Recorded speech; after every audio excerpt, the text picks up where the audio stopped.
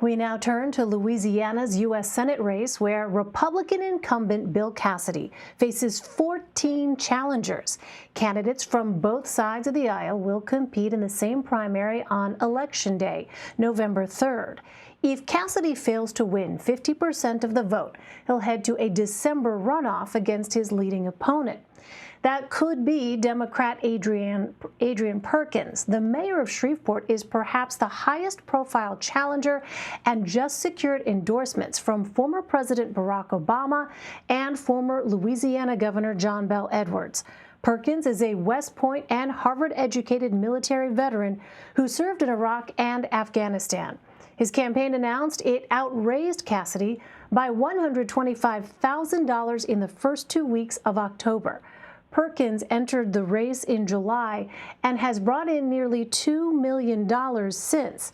Cassidy still holds a significant financial advantage, raising more than $10 million for his re-election effort to date. And Mayor Adrian Perkins joins me now. Mr. Mayor, thanks very much for joining us. Thank you for having me.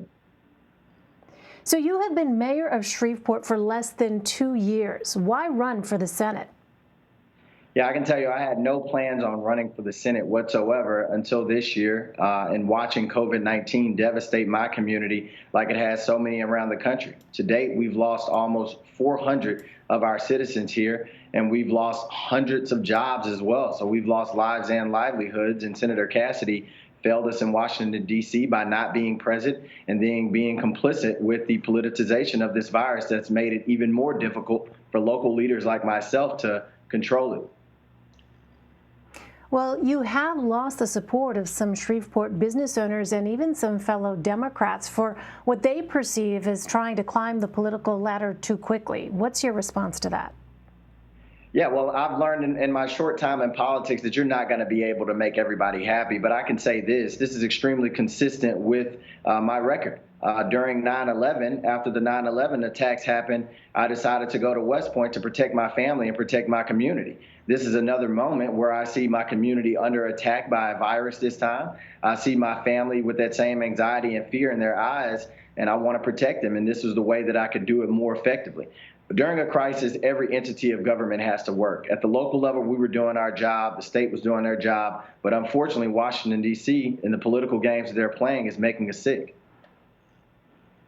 Well, Louisiana Democrats have lost 4 out of the 5 of the last Senate races. Your opponent, Bill Cassidy, has name recognition, a cash advantage, and was endorsed by President Trump, who is still popular with Louisiana voters.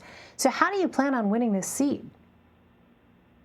Yeah, well, you kind of just summed up a lot of it. His big cash cow that he has is through corporate PAC dollars. My campaign hadn't taken a single corporate PAC dollar. We have been a people-powered campaign. We have raised over $2 million, almost at $2.5 million at this point, with over 70,000 contributions. That's more contributions than Senator Cassidy has gotten in this entire election cycle since 2015.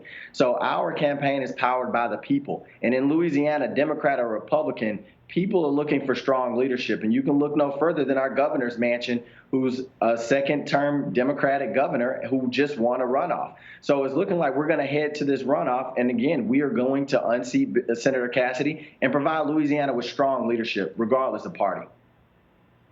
Well, Senator Cassidy cites his experience as a doctor when speaking about his understanding of health care and the coronavirus.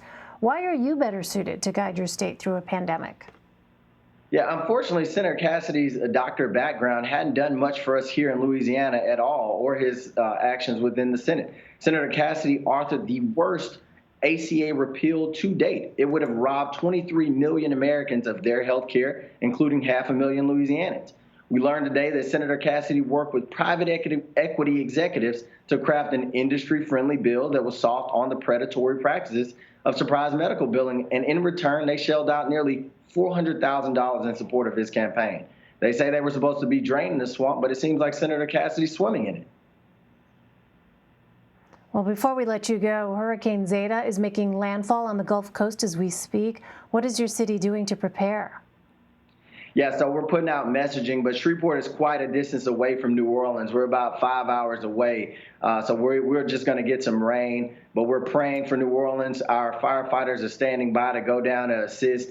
And we're just being very, very diligent and careful. This year has been devastating to the state of Louisiana with hurricanes. So we're going to be there just like we have been for Laura and Beta and Delta to be able to assist our neighbors to the south. Shreveport Mayor Adrian Perkins. Mr. Mayor, thanks very much for your time. Thank you for having me.